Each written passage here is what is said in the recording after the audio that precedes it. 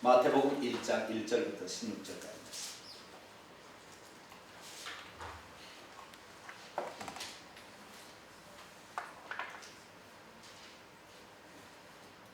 마태복음 1장 1절부터 16절까지 말씀을 저와 여러분이 한 절씩 교독하시도록 하겠습니다. 아브라함과 다윗의 자손 예수 그리스도의 계보라.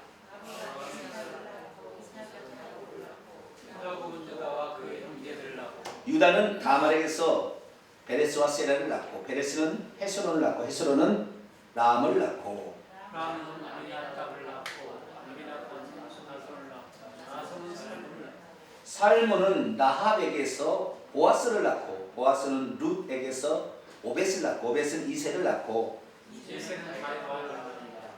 다윗은 여호야에게서 솔로몬을 낳고, 솔로몬은 르호보암을 낳고, 르호보암은 아비야를 낳고, 아비야는 아사를 낳고, 아사는 요사사를 낳고, 요사사는 요람을 낳고, 요람은 우시야를 낳고, 우시야는 요담을 낳고, 요담은 아하스를 낳고, 아하스는 히스기야를 낳고, 히스기야는 므낫세를 낳고, 므낫세는 아함을 낳고, 아함은 요시야를 낳고, 바벨론으로 사로잡혀 갈 때 요시야는 여고냐와 그의 형제들을 낳으니라. 바벨론으로 사로잡혀가니 여호야는 스알디엘을 낳고, 스알디엘은 바벨론을 낳고, 수르바벨은 아비우스를 낳고, 아비우스는 엘리야김을 낳고, 엘리야김은 아소르를 낳고, 아사는 사도를 낳고, 사도는 아킴을 낳고, 아킴은 엘리우스를 낳고, 엘리우스는 엘르아사를 낳고, 엘르아사는 mat단을 낳고, mat단은 야곱을 낳고, 야곱은 마리아라는 요셉을 낳았으니 마리아에게서 그리스도라 칭하는 예수가 나십니다. 아멘. 기도합니다. 하나님 감사합니다. 오늘도 복된 날을 저에게 허락하시고 예배의 중요성을 알게 하여 주시니 감사를 드립니다. 동방 박사들의 한 번의 예배가 이방인들의 길을 활짝 열어주었습니다. 참다운 그 경배를 하나님이 받으시고 이방인들에게도 복음의 문을 열어주셨습니다. 하나님, 우리들의 경배로 우리의 후손들이 잘 될 수 있도록 우리 예배 생활을 잘 해나가게 도와 주옵소서. 오늘도 오후 찬양 예배로 주 앞에 찬양하며 나갑니다. 찬양 받기 합당하신 하나님께서 우리의 찬양을 받으시고 또 이 시간에 우리에게 한량없는 은총을 베풀어 주옵소서. 주의 말씀을 듣고자 합니다. 종들의 귀에 들려 주옵소서. 우리 주 예수 그리스도의 이름으로 기도하옵나이다. 아멘. 오늘 이 시간에는 예수님의 직계 조상들의 신앙의 유산 이런 제목으로 함께 말씀의 은혜를 나누기 원합니다. 예수님의 직계 조상의 이야기가 마태복음에는 아브라함부터 나옵니다. 그렇죠? 근데 누가복음을 읽어보게 되면 아담 하나님까지 올라가요. 그러니까 아브라함은 아담의 20대 후손이니까 19대가 생략이 됐어요. 그렇죠? 그래서 마태복음의 기록은 의도적인 기록입니다. 의도적인 기록. 아담의 후손으로 말미암아 아브라함 때까지는 창조된 민족이라 한다면 아브라함은 부르심을 받은 민족의 조상이 돼요. 그러니까 아담은 창조된 사람의 조상이에요. 하나님이 창조해서 만드신 사람의 조상. 그러나 아브라함은 그 사람들 중에서도 불러냄을 받은, 부르심을 받은 사람의 조상이에요. 성경의 역사는 창조된 사람의 역사가 아니라 부르심을 받은 사람의 역사를 기록을 하게 되는데, 아브라함의 역사부터 찬찬히 살펴보면 그 부르심의 역사에 절대적인 하나님의 주권만 있는 것이 아니라 인간의 간절한 열망이 들어가게 되면 하나님이 그 사람을 쓰시더라는 거예요. 아브라함의 아버지 데라는 우상 숭배 제조업자이기 때문에 거기서 번민하는 아브라함을 보시고 건져내셨는지는 모르겠어요. 그러니까 아브라함도 하나님의 눈에 띄게 된 것이 아무런 그가 열망도 없는데 불러낸 것이 아니라 그 이스라엘의 율법의 해설서라는 미드라시를 보게 되면 이 아브라함의 이야기가 나오는데 그 아브라함은 자기 아버지가 우상을 제주에서 판매하는 것에 대해서 매우 이건 아닌데 이렇게 하면 안 되는데 왜 우리 아버지는 우상을 이렇게 숭배할 우상을 만들어서 팔까? 그런 안타까움이 거기에 있어요. 그래서 이 불러냄을 받은 자, 믿음의 조상이라고 일컬어진 사람들의 이야기를 쏙 들어가 보면 절대적인 하나님의 주권에서 강권적으로 불러내는 것이 아니라 그 하나님께서 베푸신 은혜를, 하나님의 어떤 뜻을 자기를 통하여 이루고자 하는 간절한 열망을 가진 자의 를 통하여 하나님은 그 계보를 있게 만드신다는 거예요. 그래서 우리가 혹시 늦었지만 우리가 그런 열망을 갖게 되면 우리가 아브라함과 같은 자가 되는 거예요. 창조된 조상의 아비는 될 수 없지만 부르심을 받은 조상의 아비가 될 수 있는 것이죠. 그래서 아브라함의 이야기를 시작하고요. 그 중에서 이 가장 무명의 사람, 흔적조차 없었던 다윗이 중간에 등장하는데, 다윗은 무명의 저 목동에서 전무후한 왕위까지 올라간 그런 이야기인데요. 그래서 아브라함과 다윗의 자손 예수 그리스도의 세대라, 아무것도 없어도 주님 사랑하고 주님 의지하고 주님 따라가려고 한다면 하나님께서 그 사람을 높이 들어주신다, 그런 이야기예요. 그러니 우리들도 설령 현재 우리의 삶이 별 볼 일 없다 이렇게 생각해도 절대 낙망하지 마시고 강렬한 열망을 갖게 되길 축원합니다. 그래서 이 마태복음의 족보의 역사는 단순한 낳고 혈통적 역사가 아니라, 이 역사 이야기를 곰곰이 들여다보면 이 역사가 그냥 자동 승계적으로 된 것이 아니라 이 역사를 보면 전부 어떤 뭔가가 있더라는 거예요. 그래서 여기다가 마태복음의 기다려 여기다 뭔가를 기록해 놓은 거예요. 대체 이들은 어떤 사람들이었을까?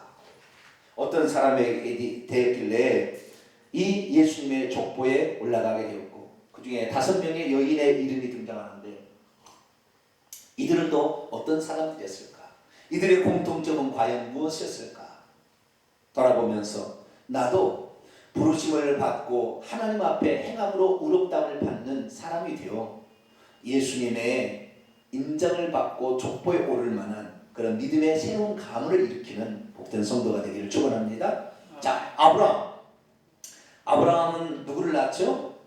이삭을 낳고, 이삭은 야곱을 낳고, 야곱은 유다를 낳고, 유다는 베레스를 낳았죠.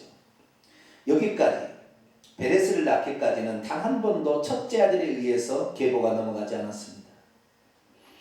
아브라함, 이삭, 야곱, 유다, 베레스 5대에 걸쳐서 단 한 번도 첫째 아들에게 넘어가지 않았어요. 아브라함은 셋째 아들, 이삭은 둘째 아들, 야곱은 둘째 아들, 유다는 넷째 아들, 베레스는 넷째 아들입니다. 다 첫째 아들이 아니에요. 자, 창세기 12장으로 넘어갑니다. 11장. 창세기 11장. 창세기 11장에 보면 아브라함의 아버지 데라의 족보가 나옵니다. 데라. 25절 11장. 데라를 낳은 후에 119년을 지내며 자녀를 낳았습니다. 데라는 70세에 아브라함과 나홀과 하란을 낳았더라 이렇게 있죠. 70세에 뭐 쌍둥이 셋을 낳았을까요? 그게 아닙니다.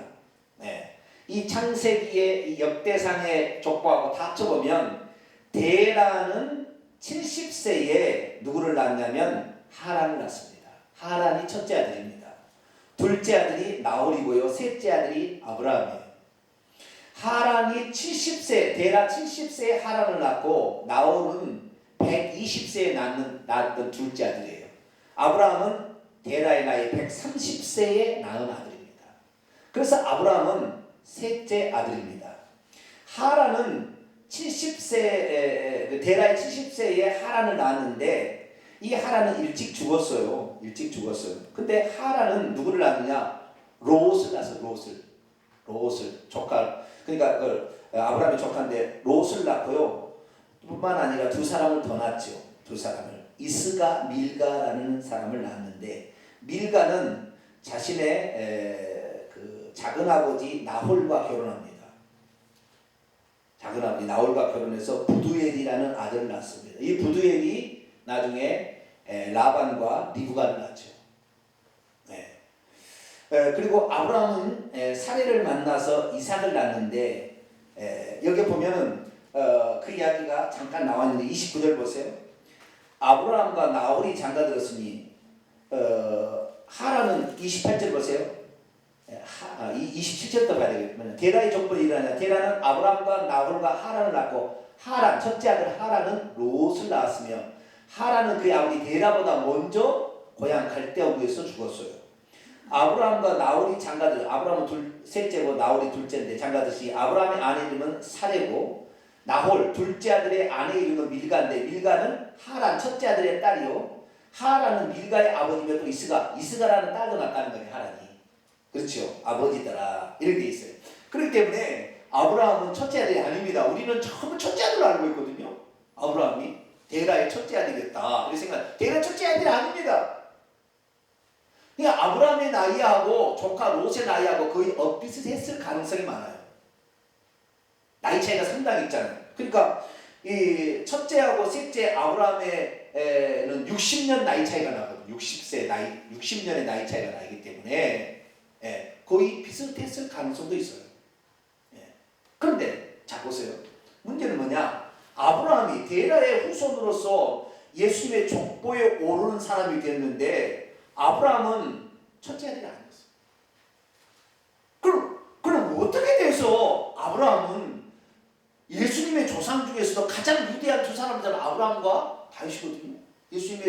예수님이 아담부터 하면 72대고 72대가 62대고 아담부터 시작해서 예수님과 62대 후손으로 오고 아브라함부터 짜리면 42대 후손입니다. 아브라함은 20대, 아담이 20대 후손이니까 42대 가운데 가장 예수님의 조상 가운데 가장 위대한 사람을 치려고 하면 아브라함을 치고 다윗을 치는 거예요. 근데 그 아브라함이 예수님의 조상이 되었던 것이 예수님의 조상이 되기 무엇 때문일까? 그것은 행함으로 믿음이 온전케 된 사람이기 때문에 그렇습니다. 오늘 본문에 등장하는 마태복음 1장의 족보에 등장하는 사람 가운데 아브라함이나 이삭은 행함으로 그의 믿음을 인정받은 사람입니다. 행함으로 자신의 믿음을 인정받은 사람. 그러니까 아브라함이 단순한 믿음만 가진 게 아니었어요. 그 믿음이 행함으로 드러났다는 것이죠. 만약 오늘날에 우리가 믿음의 좋은 가문을 세우고 싶다. 행함으로 온전케 된 믿음을 가진 자에게 하나님은 그 기회를 주시는 것이지 믿음으로 살았으나 턱걸이로 간신히 이렇게 해서 구원받은 사람 가지고 새로운 가문을 일으키지 않아요. 우리들은 행함으로 온전케 되는 믿음을 갖게 되기를 축원합니다. 두 번째는요. 어떤 사람의 믿음의 가문에 오를 수 있었느냐. 첫째는 행함으로 그 믿음이 온전케 된 사람이 됐다는 거예요. 두 번째는 뭐냐. 하나님의 뜻이 자신을 통하여 이루어지기를 간절히 열망했던 자들이 이 믿음의 가문의 조상에 올랐다는 겁니다. 특별히 아브라함의 손자였던 야곱이 둘째 아들이었지만 자신이 장자의 축복을 받아서 메시아의 가문을 일으킬 그 약속의 씨, 아브라함과 이삭으로 이어지는 약속의 씨를 자기가 넘겨받으려는 간절한 열망이 있었어요. 쌍둥이로 태어났습니다. 야곱은 첫째 자식도 아니에요. 그런데도 이 야곱은 둘째 아들이기 때문에 복이 자기에게 오지 않는다는 걸 알았어요. 그래서 어찌하든 간에 언제부터 그랬는지 모르지만 차원제가 어찌하든 간에 내가 장자의 축복을 받고 이 장자의 권한, 장자권을 내가 물려받으려는 간절한 열망을 가진 거죠. 그러니까요, 결국에 그렇게 되잖아요. 그렇게 돼요. 우리들도 믿음의 가문을 일으키고자 하는 간절한 열망을 가진 자가 되어야 우리를 통하여 그런 역사가 나타나고 우리 후손은 나타납니다. 우리 교회에서도 마찬가지입니다. 내가 이 교회에 와서 어떠한 하나님께서 인정할 만한 사람 잘 보이는 거 우리는 그런 건 관심 없잖아요. 하나님 앞에 섰을 때 정말로 너는 그 교회에 있으면서 가장 하나님이 내가 볼 때 너는 정말로 충성된 사람이었고 내가 너를 통하여 너와 관계된 사람 복을 주리라는 그런 사람이 되기를 원한다면 나도 그런 사람이 되겠다는 열망을 갖게 되기를 축원합니다. 그런 사람이 돼야 되는 거예요. 특별히 그 야곱의 아들 중에 넷째 아들은 유다. 이 유다가 세 아들을 낳았죠. 엘과 오난과 셀라라는 세 아들을 낳았는데 결국에 엘을 위하여 첫째 아들을 위하여 다말이라는 며느리를 데려왔죠. 이 다말은 가나안 딥나 블레셋 딥나에 살았던 여인인데 이 다말이라는 여인을 데려왔는데 다말이라는 여인이 아기를 낳지 못하는데 남편 엘이 죽고 말았어요. 그러자 형사 취수법에 의해서 이 형의 아들이 없이 형이 죽게 되면 동생이 형수를 취하여 자식을 낳아서 큰 형의 아들로 입적을 시키는 그런 어떤 그때 풍습이 있었어요. 그래서 이 아버지는 이 다말을 오난에게 붙여줬지만 오난은 다말을 통해 씨를 유전하기를 싫어했습니다. 그래서 하나님 쳐서 죽었어요. 그런데 셀라는 나이가 적었기 때문에 다말이 결혼할 수 있는 상태가 아니었습니다. 그래서 기다리라고 친정에 보냈습니다. 그러나 이 셀라가 자라서 이제 결혼할 나이가 됐는데도 유다 자기 시아버지는 자기를 부르지 않는 거예요. 그런데 어느 날 딥나에 양을 치고 있었는데 딥나로 와서 양을 털 깎는다는 소문을 듣고 이 여인이 창녀로 변장을 해가지고 시아버지를 꼬셔가지고 자식을 낳았는데 베레스와 세라 쌍둥이를 낳아요. 그때 자기 며느리가 행음을 해서 임신을 했다는 얘기를 듣고 아버지가 때려 죽이려고 합니다. 그때 다말이 뭐라고 하는지 아세요? 창세기 38장.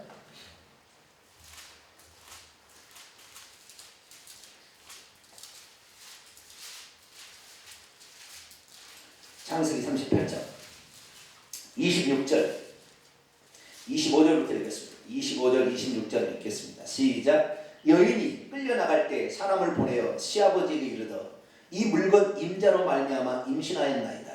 청하건대 보소서 이 도장과 그 끈과 지팡이가 누구 것이니까 아니라 유다가 그것을 알아보고 이르되 그는 나보다 뭐라고요? 옳차다 큰 그는 나보다 의롭도다 그래야 되는데 옳도다는 것은 좀 옳은다는 말이 의롭도다. 내가 그녀에게 내 아들을 셀라를 주지 아니하였기 때문이다. 그가 하는 게 의롭다 했다. 의롭다. 칭의를 줘요. 의롭다는 잘했다는 거예요. 그건 무엇입니까? 이 다말은 유다로 말미암아 그 씨를 자기의 태를 통하여 애를 통해서 얻었어야 되는데 알지 못했잖아요. 그래서 시아버지를 통해서라도 그 씨를 얻고자 했기 때문에 셋째 셀라가 살아있으나 유다는 자신의 혈통을 누구에게 넘겨요? 다말이 낳은 첫째 아들 베레스에게 넘는 거예요. 베레스도 원래는 베레스가 낳은 것이 아니고 원래 누가 나오려고 했어요. 이렇게 나오려고 삐리고 나오니까 거기다가 홍사를 붉은 끈을 묶었는데 그럼 쏙 들어가고 다른 놈이 나와버렸어요. 그럼 베레스가 동생인 것 같은데 어쨌든 먼저 나와가지고 이렇게 쌍둥이가 되는데 이렇게 되는 거예요. 그래서 여기에 이 다말이라는 여인도 뭐냐면은 자기의 태를 통해서 메시아의 씨를 낳고자 하는 강렬한 열망이 그에게 있었던 거니까 장렬하고 할 수가 없었다는 거예요. 시아버지가 죽이려고 했는데. 그래서 야곱도 장자의 축복을 받기 위해서 강렬한 열망을 가졌었고 다말도 자기의 태를 통하여 메시아를 낳고자 하는 여자의 후손을 낳고자 하는 그런 열망을 가져서 결국에 예수님의 족보에 오른 여인이 되었다는 거예요. 세 번째, 예수님의 조상의 족보에 오른 사람의 특징은 무엇입니까? 그것은 자기가 이 일을 선택하는데 앞으로 엄청난 어려움이 있다는 사실을 알고도 기꺼이 그것을 감당을 했다는 거예요. 희생과 수고를 마다하지 않았던 특징이 있어요. 기생 라합을 보십시다. 기생 라합은 누구하고 결혼한 사람입니까? 살몬하고 결혼한 사람이에요. 살몬하고 결혼한 사람인데 살몬의 아버지 나손이 광야 아니 광야가 아니라 저기 그 뭡니까 출애굽했던 아버지입니다. 나손. 살몬은 광야에서 태어난 사람입니다. 그런데 이 살몬이 이제 그 젖과 꿀에는 가나안 땅에 이제 들어가기 직전에 여리고성을 정탐하려 했을 때에 기생 라합이 이 살몬과 또 다른 아무개라는 사람과 더불어 정탐꾼으로 여리고성에 왔어요. 그때 이 두 사람을 살려준 사람이 기생 라합이었어요. 히브리서를 읽어보게 되고 그리고 야고보서 읽어보게 되면 이 기생 라합이 어떤 사람이냐 믿음으로 행한 사람이었어요. 히브리서 11장 31절 읽어보면 믿음으로 기생 라합은 정탐꾼들을 평안히 영접하였으므로 순종치 아니하는 자들과 함께 멸망하지 아니하였도다. 저를 영접하게 되면 만약에 그것이 발각되게 되면 나의 목숨은 댕강 날아갈 수 있어요. 그런 상황이었으나 자신이 소문을 듣고 판단한 것에 의하면 히브리인들이죠. 그 히브리인들을 믿고 있는 하나님이 참신이다. 이런 생각을 했기 때문에 그 여인은 이 정탐꾼들을 숨겨준 거예요. 야고보서 2장 25절 보더라도 이와 같이 기생 라합이 정탐꾼들을 적대하여 다른 길로 나가게 할 때에 행함으로 의롭다함을 받은 것이 아니냐. 그렇게 선택하는 것이 자기에게 어려움이 당한다는 걸 알면서도 그렇게 했다는 거예요. 여러분 모르고 행하는 것은 할 수 있어요. 어쩌다 보니 모르고 했는데 그런 어려움이 찾아와서 그러다는 이것이 내가 선택하면 이것이 엄청난 어려움이 내게 초래한다는 알면서도 주님을 사랑하고 하나님을 사랑하고 자기가 하나님을 선택하기 위해서 이걸 선택한다는 것은 하나님의 감동을 이렇게 하나님이 그를 지켜보는 거예요. 기생 라합의 낳은 아들이 보아스인데요. 이 기생 라합이 보아스의 아내가 된 나중에 룻을 보지 않았을까? 자기 며느리지 않습니까? 그러니까 라합의 며느리가 룻입니다. 기생 라합의 며느리가 룻이에요. 모함 여인 룻이.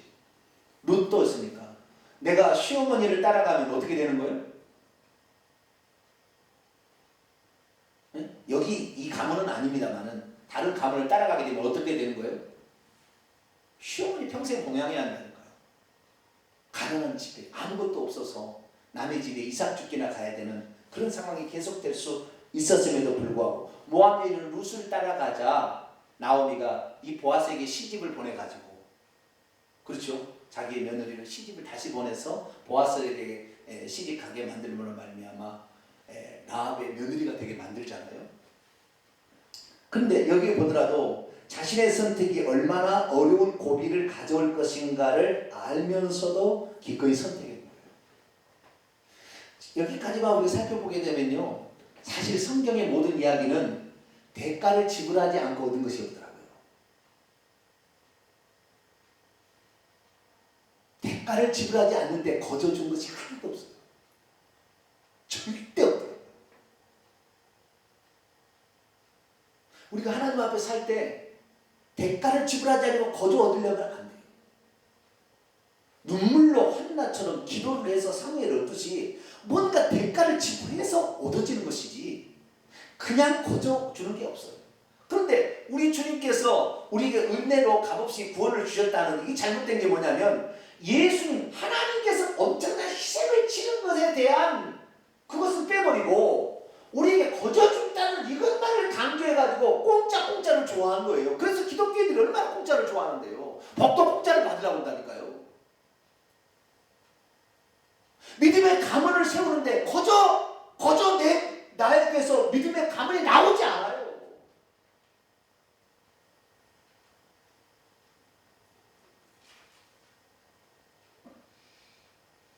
정말 이 예수님의 족보에 오른 여인이나 예수님의 족보에 오른 이 사람들을 보면 첫째들도 아니었고 이방 여인들도 들어와 있고 그런데 이들의 공통적 특징은 다 대가를 지불하는 거예요.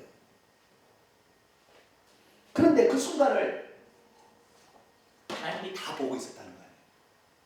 다 보고 있었어요.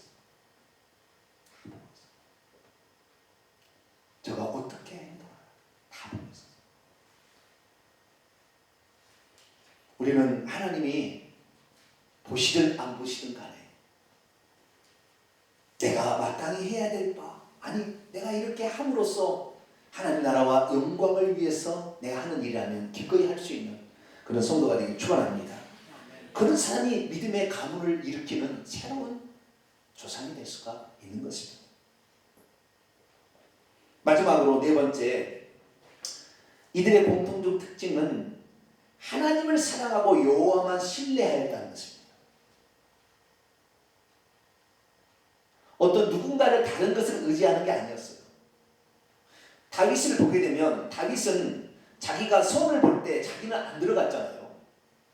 오직 아버지께서 맡겨준 일에 충실했고 하나님만을 찬양하고 하나님만을 위해 살았어요. 그랬더니 하나님께서 엘리야부터 다니엘, 삼마 아니다 다 아니다. 사무엘아 그거 없다. 나는 너의 눈은 그게 좋게 보이는지 모르지만 내 눈에는 안 찬다.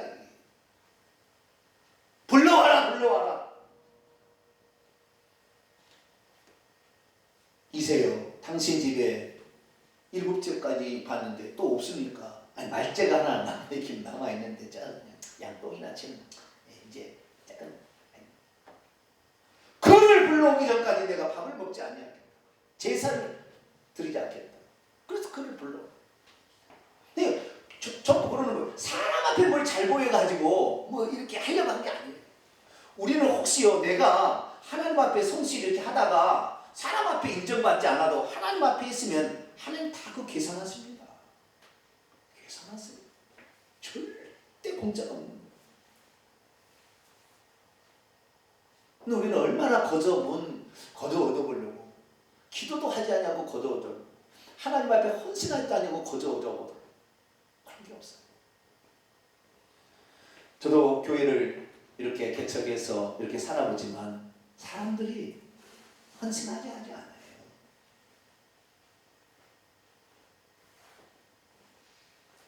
그것이 얼마나 큰 복을 가져오는지 제대로 된 믿음이 아닌 가짜 믿음, 칼빈주의 입각에서 잘못된 믿음으로 가서 그 열심히 하는 것도 잘못 그러면 구원받지 못하니까 쓸데없는 거겠지만 제대로 믿음의 바탕을 갖췄으면 그때부터 우리는 어떻게 하냐면요 열심을 내야 돼요. 할렐루야. 이게 아주 중요한 거. 예수님께서 마지막 그러니까 부활 승천하셔서 교회에 주신 말씀에 마지막 교회 라오디기아 교회에 주신 말씀에 가장 마지막에 핵심이 뭐냐? 자 요한계시록 3장 19절 봐봐요.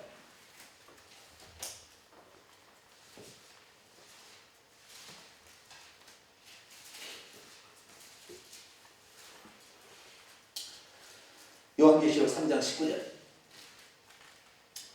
같이 읽습니다. 시작. 무릇 내가 사랑하는 자를 책망하여 징계하노니 그러므로 내가 열심을 내라 회개하라. 열심을 내라 회개하라. 회개가 중요한 결국에 회개하고 천국 가는 거거든요. 그러니까 회개라는 게 들어가 있는데 이 회개하는 사람의 정말 참다운 믿음 온전한 믿음을 가진 사람은 열심을 품고 주님을 섬겨야 되는 거예요.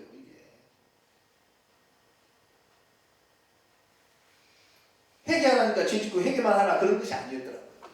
그래서 내년에 지금 계획을 세우는데 엄청나게 저는 지금 게으르고 나태하고 그냥 거저 이게 아니었구나. 우리 참다운 믿음을 가진 자를 하나님 그 강렬한 열망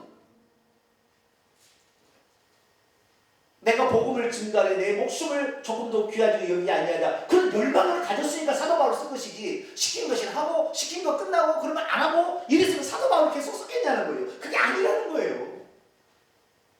물론 사람 앞에 보이려고 그렇게 하는 건 그건 아니죠. 이건 제쳐놓고 이런 것은 우리가 아니니까. 우리 교회 수준에서 그건 아니니까. 그럼 뭐 해야 되느냐? 우리가 궁극적으로 해야 될 것은 뭐냐? 참다운 믿음의 기초에 바로 섰으면 행함으로 온전케 되도록 우리의 대가를 지불하는 것을 기꺼이 행함으로 갈 수 있을 때에 1년 뒤에 3년 5년 뒤에 결과가 나타난다는 거예요. 그래서 예수님의 조상들의 이야기를 찬찬히 보면 거의 다 중요한 인물들은요 다 첫째 아들 아니었어요. 다윗은 몇째 아들이요? 8째 아들. 아브라함은 셋째 아들. 이삭 둘째 아들. 야곱 둘째 아들. 유다는 넷째 아들. 베레스도 둘째 아들. 나중에 람이라고 나오는데 그것도 둘째 아들. 아브라함부터 15대까지 조사해보면 8대가 다 첫째가 아니에요. 자동 승계가 아니었어요. 주님의 뜻이 나이를 통해서 이루어지기를 열망하여 희생을 통해 어찌하든 간에 그걸 이루게 강렬한 열망했던 그 사람들을 하나님께서 믿음의 조상으로 앉히셨다는 거죠.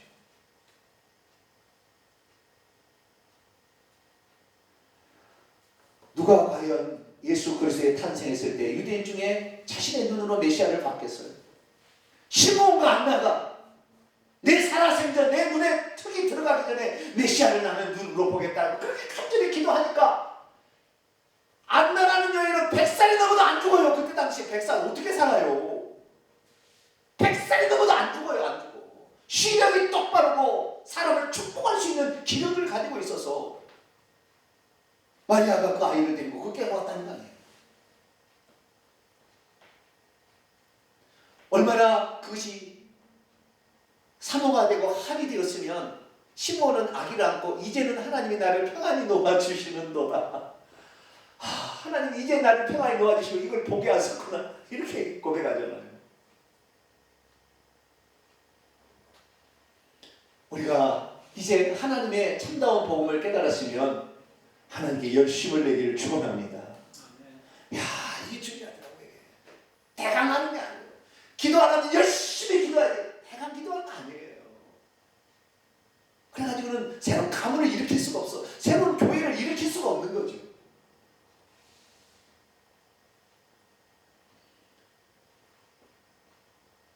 (2016년에) 이제 코앞에 이제 한 주간 남아 있습니다. 다음 주 목요일이면 1년이 끝납니다. 2016년에 새로운 각오로 우리가 달려가야 될 것 같아요. 그런데 이렇게 설교를 준비해도 아무나 이 설교를 들을 수 있는 게 아니에요. 이 설교를 듣는 것 자체가 복입니다. 할렐루야. 아무나 들을 수 있는 게 아니라 귀가 있다고 해서 듣는 게 아니고 몸이 와 있다고 해서 듣는 것도 아니더라고요. 교회를 다닌다고 해서 다 듣는 것도 아니고 우리의 귀가 이런 말씀을 들을 수 있다는 거, 이건 정말 보통 조건이 아닌 것 같아요. 저도 한국 다닌 사람이 어떻게 영적 이 진리를 알아서 이 시대 가운데 정말 하나님께서 마지막에 필요로 하는 그 말씀들을 이렇게 얘기하게 할까? 저도 적당히 뭐 설교할 수 있어요. 그리고 뭐 적당히 뭐 이렇게 할 수 있어요. 한편의 주일 설교를 위해서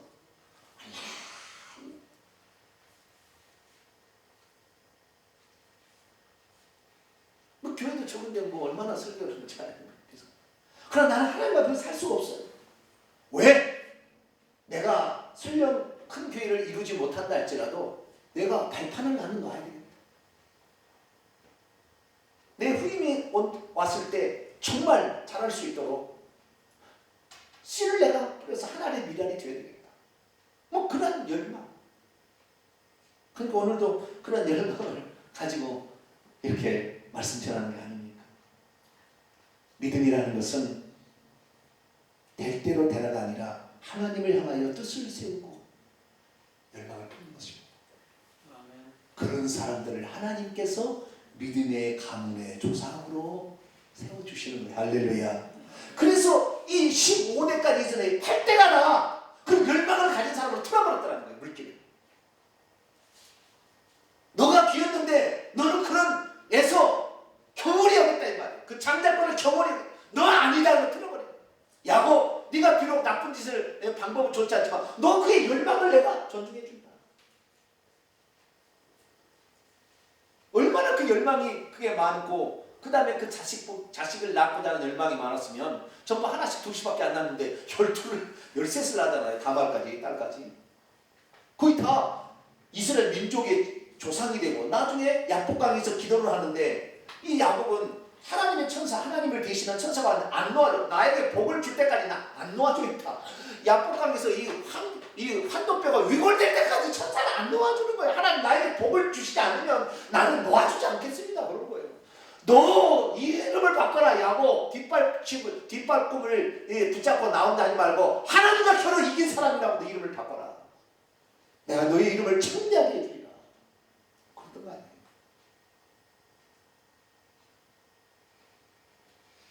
그지? 참 하나님의 역사는 그냥 내가 장자라고 그냥 자동으로 되는 게 아니었구나. 정말 하나님의 뜻을 이루어지기를 내 몸을 통하여 나를 통하여 이루어지기를 간절히 열망하고, 물론 자기를 드러내는 건 없습니다. 그렇게 하면 잘못된 것이고요. 오직 하나님의 뜻이 나를 통하여 이루어지기를 간절히 열망하는, 그래서 그 길을 가는 것이 고통이요 어려움이요 역경이 눈앞에 펼쳐진다 할지라도 그래도 가겠습니다. 동방박사가 이렇게 가다가 죽을 수도 있고 관직이 삭탈될 수도 있으나 아니 나 갔다 오겠습니다. 그럼 가기를 열망을 가지니까 하나님 위험한 수도 다 제거해 주는 것이고 실수해도 다 봐주시는 것이고, 다윗이 그렇게 하나님을 열망하니까 얼마나 악한 자입니까? 남의 아내를 빼앗아서 자기 품고는 임신하니까 이 조작을 만들기 위해서 우리아를 불러서 같이 잠자리 하라고 이렇게까지 악한 사람이에요. 그래 말 안 되니까 맨 앞에 가서 죽이라고 편지를 써버린 사람, 이 악한 자예요. 그런 놈이 어디 있어요? 그런 실수를 해도 하나님 봐줘. 왜? 주님을 너무나 사랑하니까.